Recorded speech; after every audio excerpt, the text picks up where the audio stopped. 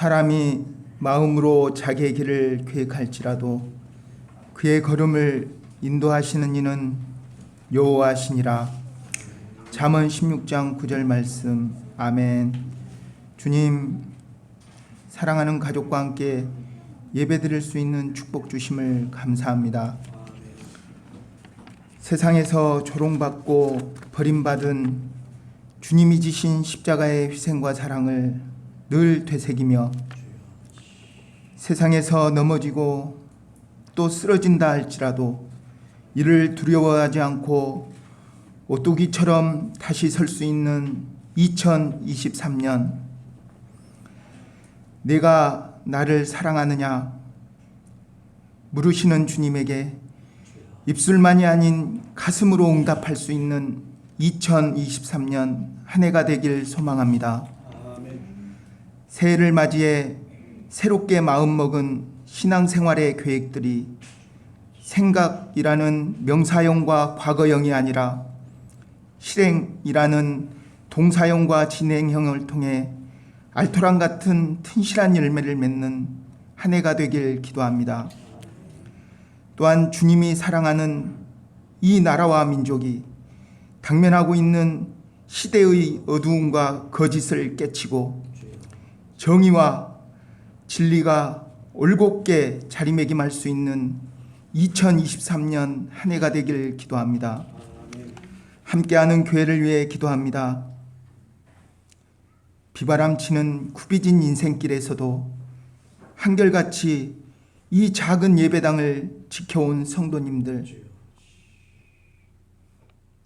그리고 이곳에 새롭게 둥지를 튼 새신자 형제 자매님들을 한 분 한 분 기억하여 주시고 특별히 축복 주시길 기도합니다.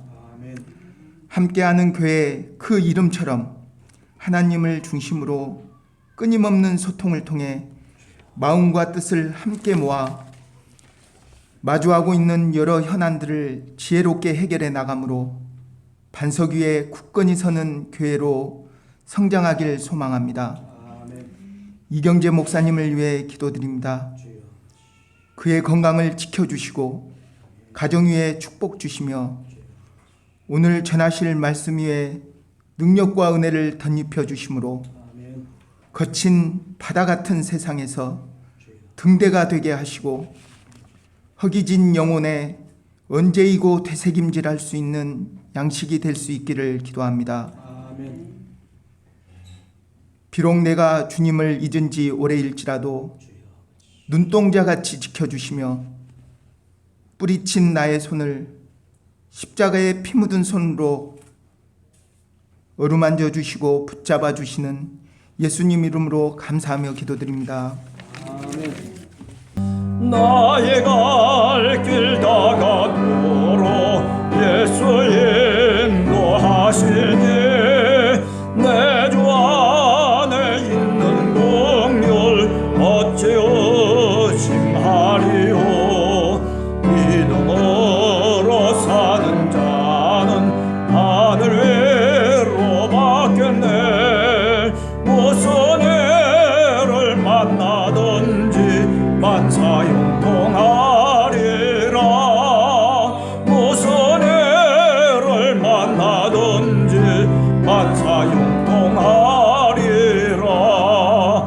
나의 갈 길 다가도록 예수 인도하시니 어려운 일 당한 때도 족하는 해주시네.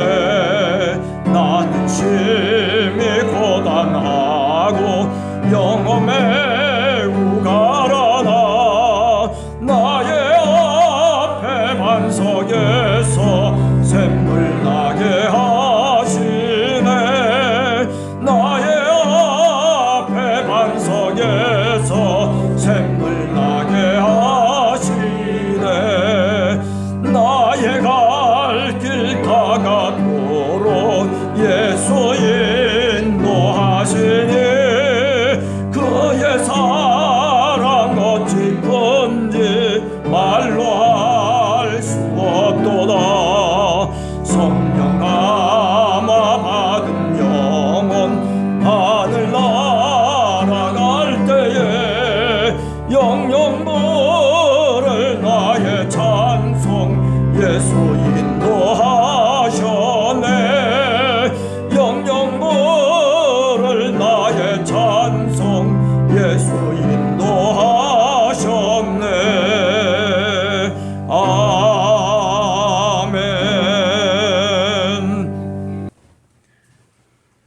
봉독하겠습니다. 주의 구원의 즐거움을 내게 회복시켜 주시고 자원하는 심령을 주사 나를 붙드소서. 아멘.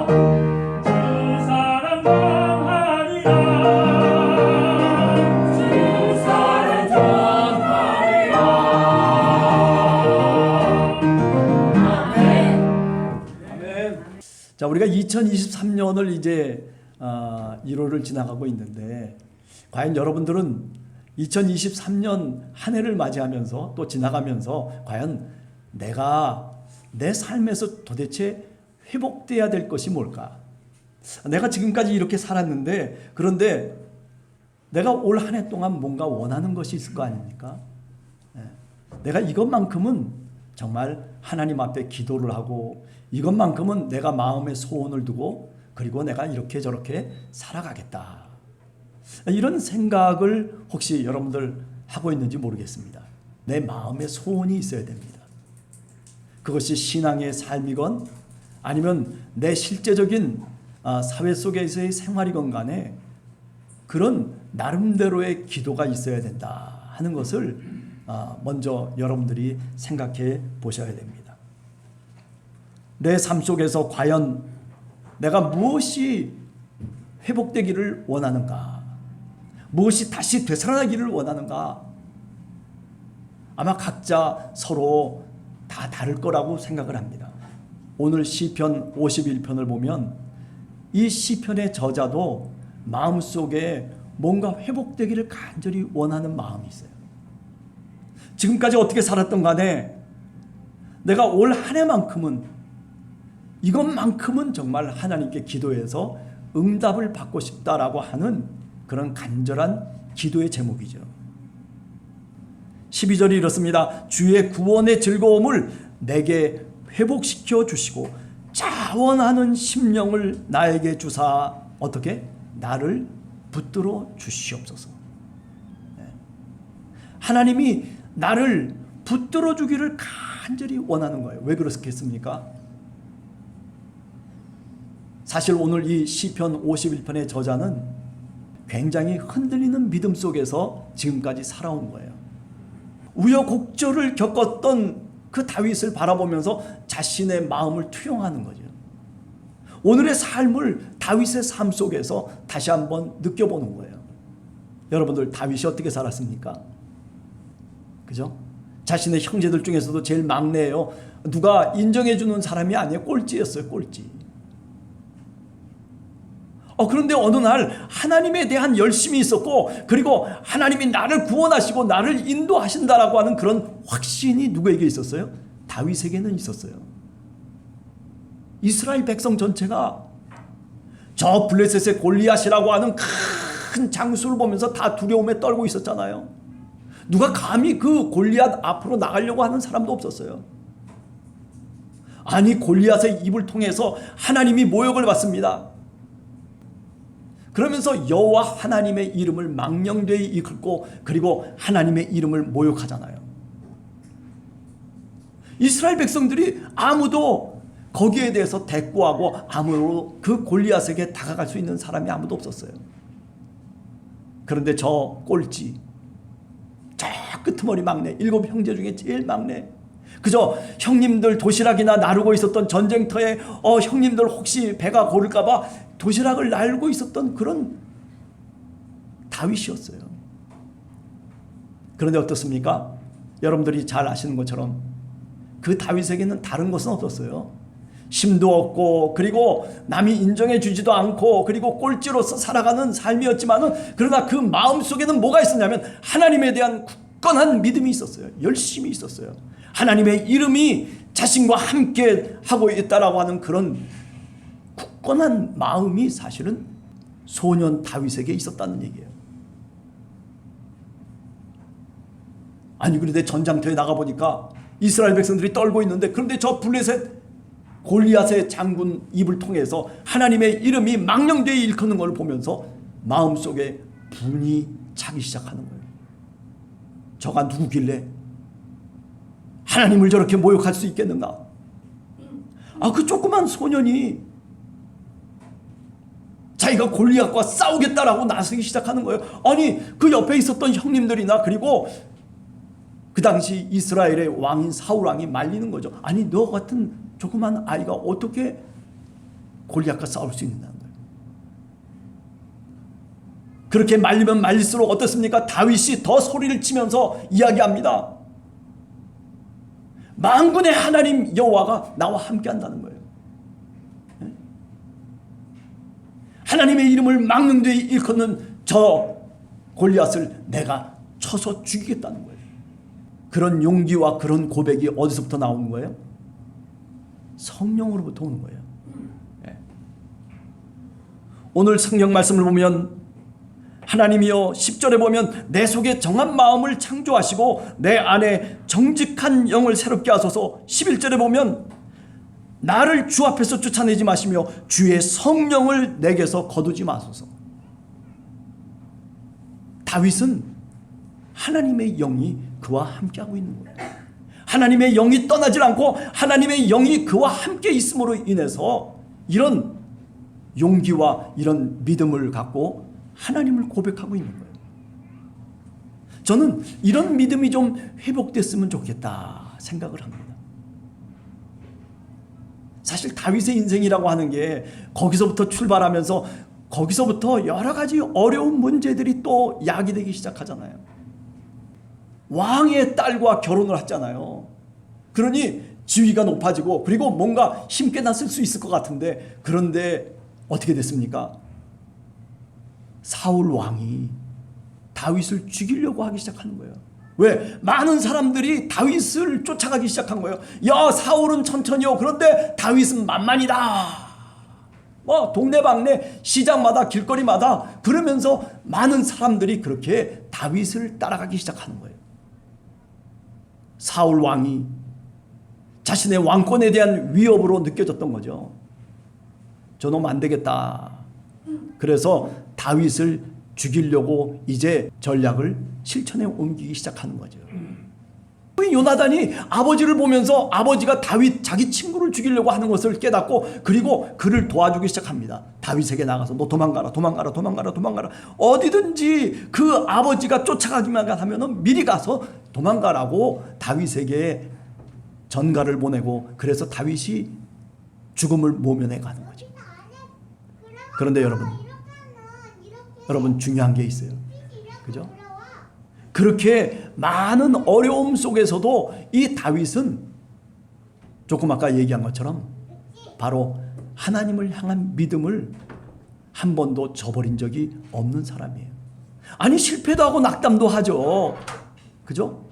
어려운 일을 겪기도 하고 그리고 수많은 우여곡절을 사실 겪잖아요. 어떻습니까? 다윗의 아들들 압살롬이라든지 많은 아들들의 문제들도 얼마나 많습니까? 그런데도 불구하고 이 다윗은 그래도 하나님을 의지하며 살아가는 거예요.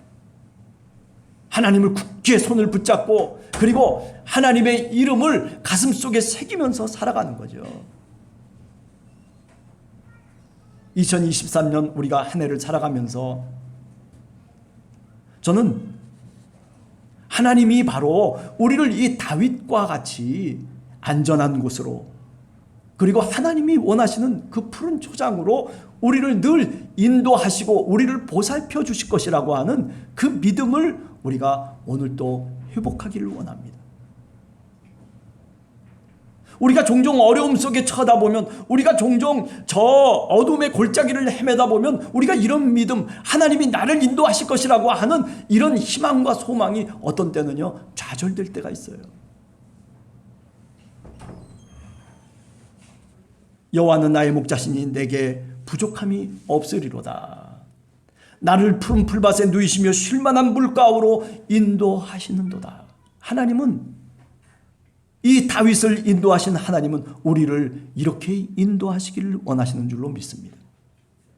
내 영혼을 소생시키시고 자기 이름을 위하여 우리를 의의 길로 인도하시는도다. 맞아요. 하나님은 우리를 그 길로 인도하시기를 원하십니다.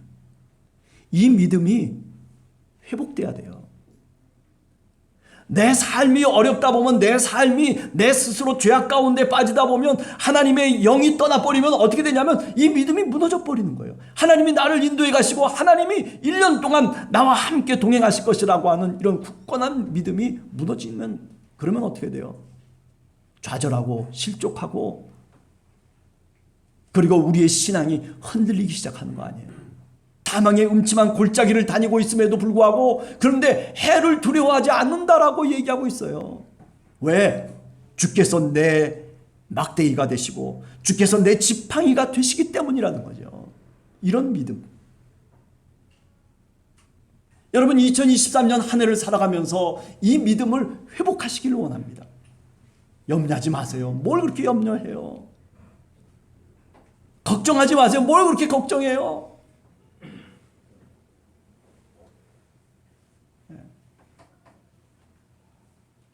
하나님이 있잖아요. 하나님이 나와 함께 하시잖아요.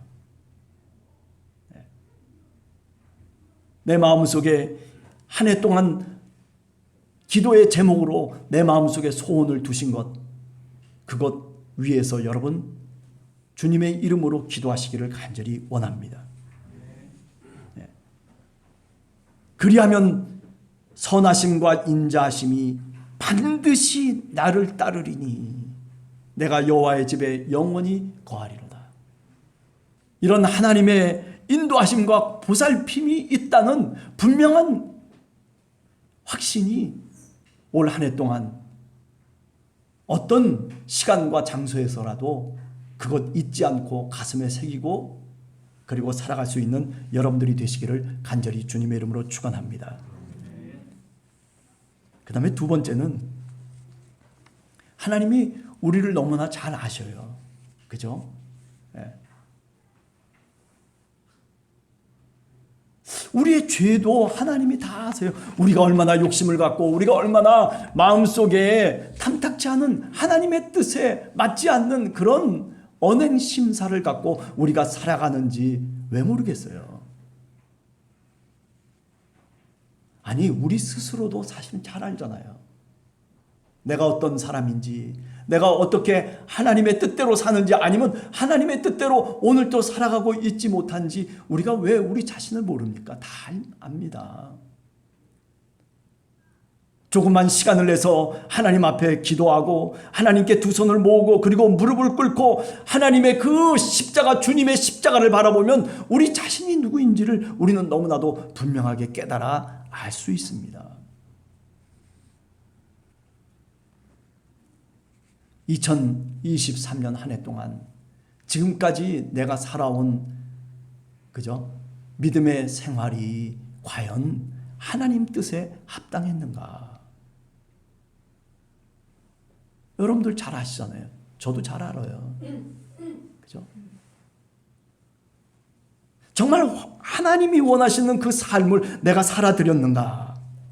하나님은 자신의 죄를 자백하는 자를 하나님이 용서하신다는 거예요. 하나님, 그렇습니다. 내가 기억나기로는 내가 내 마음속에 품고 있는 이 생각, 어찌 보면 하나님 앞에서 죄악되고 그리고 하나님의 뜻대로 살지 못하는 그런 마음의 욕심을 갖고 오늘도 살아가고 있지만은 내 모습이 이렇습니다, 주님. 그러나 주님, 내가 주님의 뜻 안에서 주님의 사람으로 살아가기를 원합니다. 이런 마음을 진실로 내가 하나님 앞에 고백만 하면 하나님이 내 무거운 짐을 내려주시는 겁니다. 예수 그리스도께서 당신의 제자들에게 뭐라고 말씀하셨어요? 수고하고 무거운 짐진 자들아 다 내게로 오라. 내가 너희를 어떻게 하겠다? 쉬게 하겠다. 여러분, 예수 그리스도를 믿고 하나님 안에 거하면요, 마음에 쉼이 분명히 있습니다. 마음에 쉼이 있어요. 왜 쉼이 없다고 생각하세요? 쉼이 있어요. 오늘 성경 말씀을 보면 그렇습니다. 그 앞에 1절에서부터 3절을 우리가 잘 읽어보면 주여 내 죄를 내가 압니다. 주님, 그러나 그 죄 때문에 내가 주님 앞에 은혜를 구하고 그리고 하나님 당신의 용서를 구하는 간절한 기도를 하고 있어요. 아니, 그렇게 변화되고 싶다는 거예요. 내가 늘 죄 가운데 살아가기도 하는 사람이지만 그러나 내가 변화되고 싶습니다 하는 간절한 소원을 오늘 시편 51편은 우리들에게 말씀하고 있어요. 저는 종종 야곱을 생각해 봅니다. 그죠? 야곱이라고 하는 사람이 어떤 사람입니까? 그죠? 에서 형의 축복권을, 자기가 장자권을 뺏어가지고 그리고 도망친 사람이에요. 도망친 사람이에요. 그러다가 베델에서 그저 지치고 피곤한 채로 그냥 땅바닥에 드러누면서 돌을 베개로 삼고 그리고 잠을 자고 있는데 그때 하나님이 계시를 하시잖아요.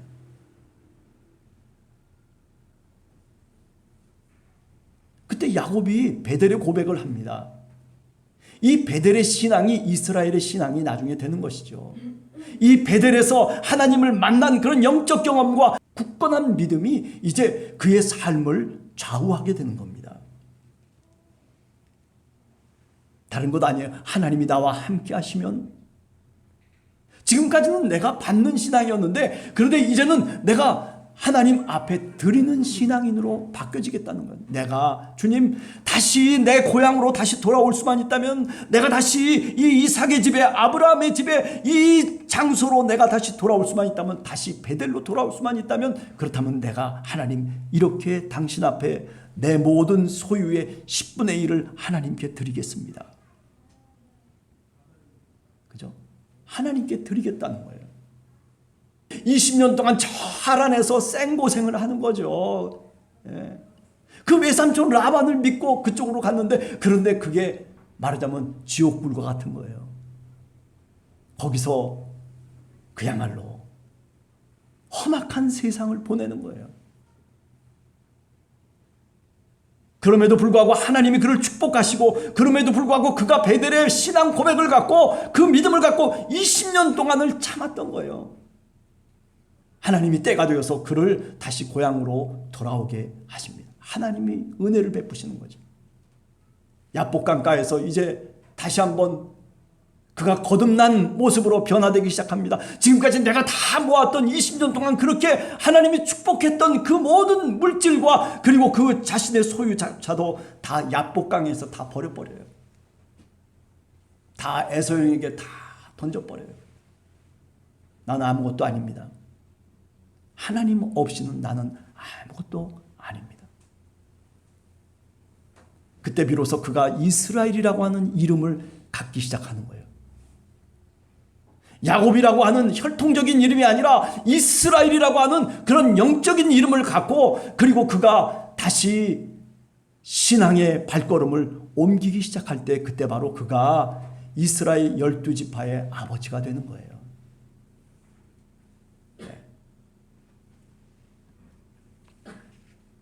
이런 믿음을 저는 우리 함께하는 교회 성도들이 회복하시기를 간절히 소원합니다. 창세기 35장 1절 이하에 보면 베델로 올라가자. 어떤 어려운 일이 생겼을 때에 고향 속에서도 다시 돌아와서도 어려운 일이 생기잖아요. 인생을 살아가다 보면 신앙생활을 해도 어떤 때는 어려운 일이 생기거든요. 그런데 베델로 올라가자. 그리고 거기서 하나님과 함께 제단을 쌓자라고, 그렇게 예배자로서 그렇게 제단을 쌓자라고 하는 그런 굳건한 믿음을 갖고, 그리고 다시 베델로 올라가는 거예요. 자신이 처음 하나님을 만나고 그리고 하나님을 고백했던 바로 그 장소까지 올라가서, 그래서 어떻게 합니까? 이방신을 다 버리고 자신을 정결하게 하고, 그리고 자신의 식구들의 의복을 다 바꿔 입히게 만들고, 그리고 베델로 올라가서 뭐라고 고백합니까? 환난 날에 내게 응답하시며 내가 가는 길에서 나와 함께 하신 그 하나님께 내가 거기서 제단을 쌓기를 원한다라고, 그렇게 누가 얘기하는 거예요? 야곱이 얘기하는 거예요. 야곱이 고백하는 거예요. 여러분, 지금 이런 창세기 35장의 고백은 야곱이 고난 중에 있을 때의 얘기예요. 야곱이 실패하고 실족했을 때의 이야기입니다. 그런데 하나님이 나와 함께 하시는 것 때문에 다시 일어설 수 있는 것은, 그것은 다른 게 아니에요. 제단을 다시 쌓으면서 환난 날에 나와 함께 하신 그 하나님을 다시 가슴속에 기억하면서, 그러면서 일어서는 거예요. 여러분, 23년도 한 해 동안은 이렇게 일으킬 수 있는, 언제든지 하나님이 나와 함께 하시고 그리고 내 삶 속에서 하나님이 나를 일으켜 세우셨던 그 기억들을 다시 되새기면서 다시 일어설 수 있는 그런 여러분들이 되시기를 간절히 주님의 이름으로 축원합니다. 네. 그래서 사도 바울은 로마서 12장 1절 이하에 그렇게 얘기합니다. 너희 몸을 하나님이 기뻐하시는 거룩한 산 제물로 드리라. 그것이 바로 너희가 드릴 영적 예배라고 그렇게 말하고 있습니다. 여러분, 예배자로 살아간다는 것은 바로 이런 삶을 의미하는 거예요.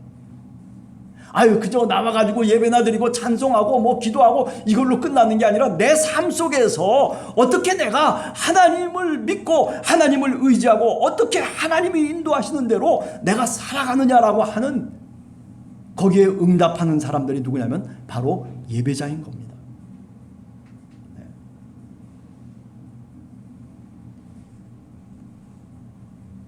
이런 하나님의 축복과 능력이 올 한 해 동안 여러분들과 함께 하시기를 간절히 주님의 이름으로 축원합니다. 마지막으로 세 번째는 다른 것 아닙니다. 우리가 호세아 선지자를 이렇게 보면, 그죠? 호세아 선지자는 얼마나 힘든 삶을 사는지 몰라요. 자신의 부인조차도 사실은 그렇게 고멜이라고 하는 그 부인의 이름을 잘 알고 있잖아요. 그런데 그가 늘 기도하는 것은 뭐냐면 하나님 앞에 그런 악조건 속에서도 늘 하나님께 기도했던 것은 뭐냐면 하나님께 돌아가자. 하나님께 돌아가자. 어떤 일이 생겨도 어떤 문제가 생겨도 또 어떤 사건이 내 시간 속에 생겨도 늘 그 호세아는 그죠? 하나님께 돌아가자고 여호와 하나님께 돌아가야 된다라고 그렇게 늘 마음속에 기도하며 다짐했던 사람입니다. 우리가 누가복음 15장을 보면 이런 것들에 대한 비유가 나오잖아요. 잃은 양의 비유, 잃은 드라크마의 비유, 그리고 세 번째 잃은 아들의 비유가 나오잖아요. 15장 11절 이하에 나오잖아요. 우리가 보통 탕자의 비유라고 얘기하잖아요. 아버지 곁을 떠났어요. 아니 아버지와 함께 살아가는 게 싫다는 거예요. 아 귀찮고 왜 내 자유를 박해하고 그리고 왜 나를 못 살게 굴고 그리고 꼭 뭐 내가 아버지의 자녀라고 그렇게 자신의 손아귀에서 내가 살아가야 되냐는 거예요. 나도 한번 자유롭게 살고 싶다는 거예요. 그래서 어떻게 했어요? 아버지를 떠나갔어요. 저 이국 땅으로 떠나갔어요. 내 마음대로 아버지의 소유까지 내가 다 받아가지고 그리고 갔지만은 그러나 결과적으로 어떻게 됐습니까? 그죠? 모든 것을 다 탕진하고 그리고 빈털터리가 돼버리고 말았어요. 아무것도 남는 게 없었어요. 아버지 곁을 떠났는데 잘 될 것 같았는데 내 뜻대로 살았는데 그런데 나중에 보니까 손에 잡히는 게 아무것도 없는 인생이라고 하는 게 이래요. 우리가 살아가는 인생이 지금은요 내 손아귀 속에 뭐가 있는 것 같이 그렇게 혹시 여러분들 느껴질지 모르지만 그러나 여러분 나이가 들어가면 들어갈수록 내 손아귀에 잡혔던 것들이 다 하나둘씩 떠나가요. 이게 다 뭐예요? 헛된 꿈들이 내 손에 잡혔을 뿐이지 물질이 대단한 물질이 딱 내 앞에 박혀가지고 그래서 내 손아귀 속에서 떠나지 않을 것 같았는데 그런데 어느 때 보니까 그렇잖아요. 모세도 어땠어요? 예? 아말렉 군대와 싸울 때 손을 들어서 하나님께 기도하지만 그러나 지칠 때가 있어요. 그래서 손이 내려와요. 그럴 때 어떻게 됐어요? 아말렉 군대가 하나님의 군대를 이겨내잖아요. 그들이 공격해 들어오고 그들이 승리하잖아요. 다시 또 억지로라도 다시 또 들고 그래서 옆에 있는 아론과 훌이 그 모세의 팔을 잡아주어서 그래서 돌에다가 옮겨놓은 거예요. 이렇게. 그리고 이렇게 할 수 있도록만 하기만 해도 되겠다. 그래가지고 인생이라고 하는 게 그렇게요. 늘 팔팔하고 생기발랄하고 그리고 모든 것이 다 손을 들어서 될 것처럼 그렇게 여기는 사람들은요. 세월이 지나면 이게 다 팔이 내려오는 거예요. 가졌던 것 여러분 아무것도 아니에요. 뭐 대통령? 아무것도 아니에요. 다 감옥 가잖아요. 네. 뭐 특별한 거 있어요? 다 그러고서도 쪽팔리지 않고 그러고서도 뻣뻣하게 다니는 사람들 보면 참 대단한 사람들이라고 저는 생각해요. 다 잃어버리고 말았어요. 누가? 아버지의 둘째 아들이 다 잃어버리고 말았어요. 그리고 어쩔 수 없어서 아버지께 다시 돌아올 수밖에 없는 그러나 그 돌아오는 그 아들을 아버지가 어떻게 맞이합니까? 아버지가 온 동네 사람들에게 다 이야기를 합니다. 우리 아들이 죽었다가 다시 살아났다고. 그래서 좋은 옷을 입혀주고 그리고 온 동네 사람들을 다 모아가지고 송아지를 잡아라. 그리고 기뻐하면서 사실 아버지가 그 아들을 감싸 안았습니다.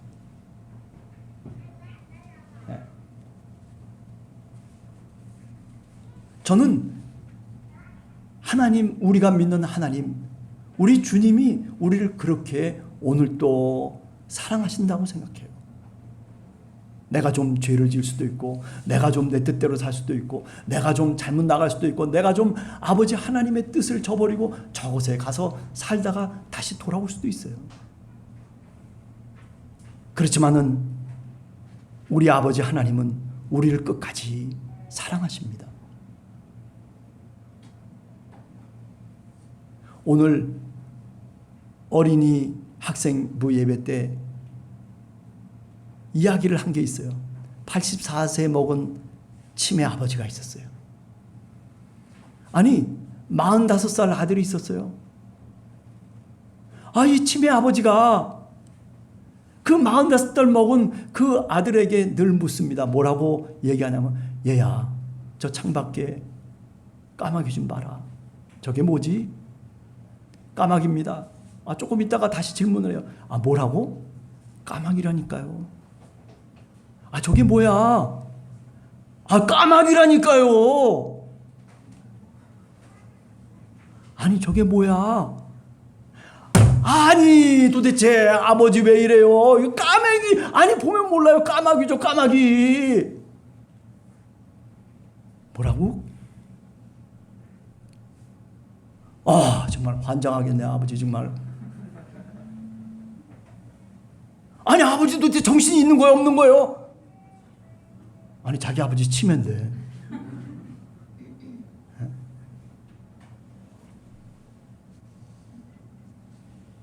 내용을 삭제하고 맨 마지막에 어떤 일이 있었냐면, 그런데 아버지가 돌아가시고 난 다음에 그렇게 4번이나 묻는데 그런 식으로 반응을 했어요. 근데 어느 날 저 방구석에 아버지 일기장이 있는 거예요. 근데 그 일기장 속에 뭐가 일기로 써 있냐면, 내가 3살 때 일기 들어있는 거예요. 펴보는데, 오늘 또 내 귀여운 새끼가 물었다. 아빠, 저건 뭐야? 까마귀란다. 아빠, 저게 뭐예요? 까마귀야. 아빠, 저건 뭐냐니까? 까마귀야. 23번을 물었다. 그런데도 나는 사랑하는 아들이 물었기에 그 물음이 너무 기뻤다. 사랑한다, 아들아. 아버지가 치매에 좀 걸렸을 때 그렇게 내가 좀 더 친절하게, 좀 더 마음을 쓰면서 좀 대답해 줬더라면 얼마나 좋았을까, 그 생각이 나더라고요. 우리 하나님은 우리가 어떤 반응을 보이든지 괴념치 않으시고 우리를 사랑하세요. 그저 우리가 돌아오기만을 간절하게 가슴속에 바라고 계신 그 하나님, 그 사랑이 올 한 해 동안 여러분들과 함께 하시기를 간절히 주님의 이름으로 축원합니다.